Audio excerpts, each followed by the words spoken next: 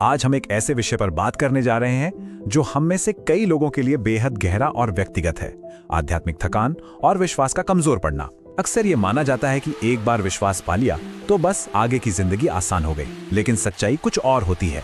हमारा आज का स्रोत इस आपसी संघर्ष की एक बिल्कुल सच्ची और कड़ी हकीकत सामने रखता है। तो चलिए इस मुश्किल सफर को मिलकर समझते हैं। कभी ध्यान दिया है कि शुरुआती दौर का वो जोश, वो उत्साह कैसे धीरे धीरे एक अजीब से खालीपन में बदल जाता है? जरा इन शब्दों को महसूस कीजिए। कभी कभी लगता है कि हम ईश्वर से बहुत दूर हो गए हैं। प्रार्थना और आराधना से पहले शांति मिलती थी, पर अब ये शब्द सच में सीधे दिल पर लगते हैं। एक वक्त होता है जब प्रार्थना करना कितना आसान और सुकून भरा लगता है ना, लेकिन फिर एक ऐसा दौर आता है जब सब कुछ बस एक आदत सी लगने लगती है और अंदर की वो शांति जैसे कहीं गायब ही हो जाती है। और पता है इस खालीपन का सबसे दर्दनाक हिस्सा क्या होता है? वो अंदर ही अंदर चलने वाला, ना खत्म होने वाला संघर्ष। स्रोत सामग्री इस दर्द को बहुत ही बखूबी पकड़ती है कि कैसे हम प्रार्थना करते हैं फिर भी उसी पाप में गिर जाते हैं। ये बिल्कुल एक चक्रव्यूह जैसा है। हम बार बार वही गलती करते हैं और फिर शर्मिंदगी इस हद तक बढ़ जाती है कि हम अपने ही विश्वास से, अपनी ही आशाओं से दूर भागने लगते हैं, खुद को छुपाने लगते हैं। चलिए इसमें गहराई से उतरते हैं। यह है पहला मुख्य विषय, जब विश्वास कमजोर पड़ने लगता है और हमारा भरोसा टूटने लगता है। आखिर ये भरोसा कम क्यों होने लगता है? कभी सोचा है? अनसुनी प्रार्थनाएं, अपनों का अचानक छोड़कर चले जाना और जिंदगी में बिना किसी वजह का दर्द। स्रोत हमें बताता है कि जब चीजें हमारी उम्मीदों के हिसाब से नहीं होती ना, तो विश्वास को थामे रखना बेहद मुश्किल हो जाता है। ऐसा लगने लगता है जैसे हमारी सारी प्रार्थनाएं बस हवा में कहीं खो रही हैं और कोई हमें सुन ही नहीं रहा। अब यहां पर एक झटका लगता है कि क्या ऐसा महसूस करना अपने आप में एक हार है? तो आइए एक बड़ा और चौंकाने वाला सवाल उठाते हैं। क्या सच में इतिहास के महान और शक्तिशाली लोगों ने भी कभी इस तरह का संदेह किया था? यह सवाल इसलिए बहुत जरूरी हो जाता है क्योंकि इंसान अक्सर यही सोचता है कि शायद सिर्फ वही इस अकेलेपन और कश्मकश से गुजर रहा है। और सच कहूं तो यह तथ्य सच में दंग कर देने वाला है। राजा दाऊद, जिनकी कहानियां इतनी महान हैं, उन्होंने भी बिल्कुल यही निराशा महसूस की थी। भजन संहिता में उन्होंने साफ लिखा है, हे प्रभु, कब तक? क्या आप मुझे हमेशा के लिए भूल जाएंगे?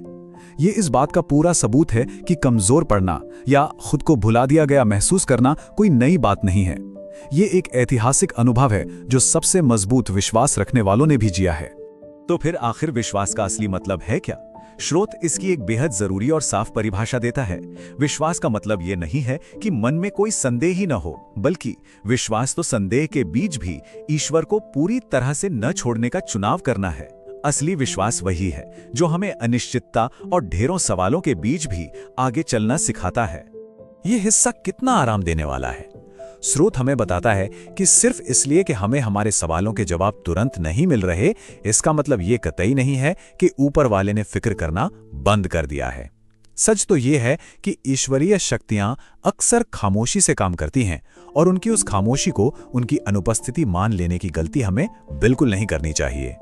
आगे बढ़ते हैं अगले भाग की तरफ, बार बार होने वाली गलतियां।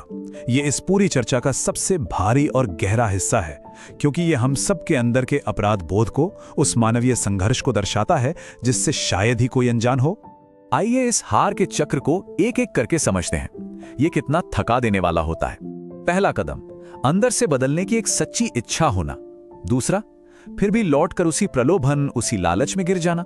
तीसरा, खुद से और ऊपर वाले से अब कभी नहीं की कस्में खाना जो शायद अगले ही दिन टूट जाती हैं। चौथा, फिर से वही गलती दोहराना।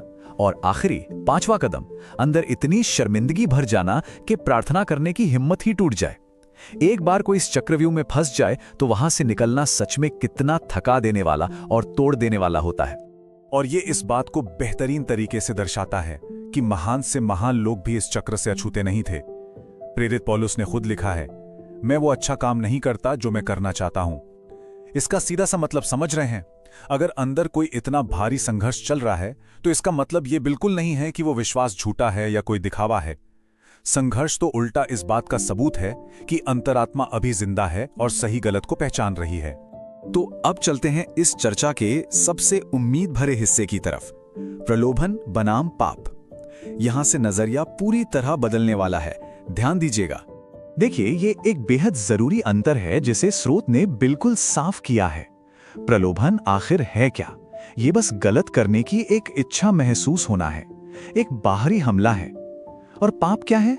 उस इच्छा के आगे घुटने टेक देना और एक आंतरिक चुनाव कर लेना, यानी उस गलती को चुन लेना।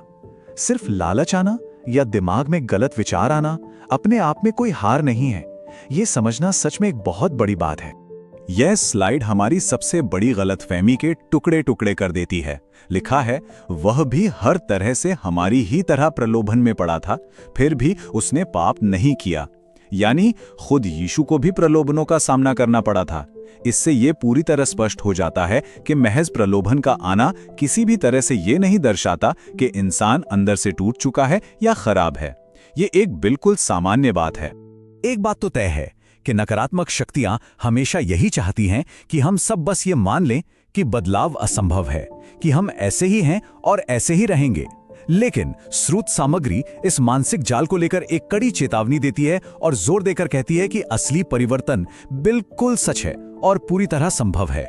यह सोचना कि स्थिति कभी नहीं बदलेगी खुद के साथ किया गया एक बहुत बड़ा छलावा है। अब आते हैं सबसे व्यावहारिक हिस्से पर। इस चक्र को आखिर कैसे तोड़ें? सिर्फ इच्छा शक्ति के भरोसे बैठे रहने के बजाय आइए एक ठोस और व्यावहारिक रास्ते पर बात करते हैं। तो सबसे अहम बात यह है कि ये बदलाव कोई अचानक होने वाला चमत्कार या जादू नहीं है।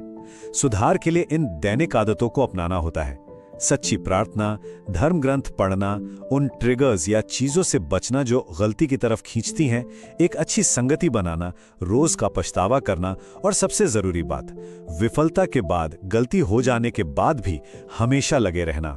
ये किसी एक दिन की दौड़ नहीं है, ये रोजाना अनुशासित होकर चलने की बात है। और पता है, इन आदतों को अपनाने की कोशिश के बीच अगर गलती हो भी जाए ना, तो ये श्लोक एक बिल्कुल अद्भुत वादा करता है। इसके मुताबिक बस ईमानदारी से अपनी गलतियों को मान लेने पर क्षमा निश्चित है। कितनी राहत की बात है। ये पूरा का पूरा दृष्टिकोण शर्मिंदगी पर नहीं, बल्कि पूरी तरह से कृपा और माफी पर आधारित है। अब हम इस चर्चा के आखिरी और बेहद जज्बाती दौर में हैं, वापसी का रास्ता। यहां थोड़ा ठहरकर इस मुख्य संदेश को अपने अंदर बसाने की जरूरत है। ये एक ऐसा संदेश है जो सीधे आत्मा को छूता है। यीशु किसी परिपूर्ण या बिना गलती वाले इंसान के लिए नहीं आए थे, वो तो टूटे हुए लोगों के लिए आए थे। अगर किसी का विश्वास पूरी तरह से कमजोर हो चुका है या मन लड़ते लड़ते थक गया है, तो उन्हें कभी दूर नहीं धकेला जाता, उन्हें हमेशा वापस बुलाया जाता है। ये कितना बड़ा सहारा है। अब इस स्लाइड के बारे में जो सबसे दिलचस्प बात है वो ये है कि यह पूरी तरह से दोष मुक्त होने का वादा करती है। इसका सीधा सा अर्थ ये है कि एक बार वापस लौट आने पर कोई पुरानी सजा नहीं मिलती, कोई पुराना हिसाब किताब नहीं खुलता, महज संपूर्ण क्षमा और एक बिल्कुल नई शुरुआत। और ये पूरा विश्लेषण इस एक बेबाक और अत्यंत गहरे विचार के साथ समाप्त होता है। ये जो संघर्ष है ना, ये किसी की पहचान नहीं है। ये विचार एक अजीब सी आजादी देता है। ये सोचने पर मजबूर कर देता है कि क्या अब इस अपराध बोध के छोटे से दायरे से बाहर आने और खुद को छुपाना बंद करने का वक्त नहीं आ गया है? असली आजादी की शुरुआत शायद इसी एक सच्चाई को पूरी तरह से अपना लेने में है। सोच कर देखिएगा।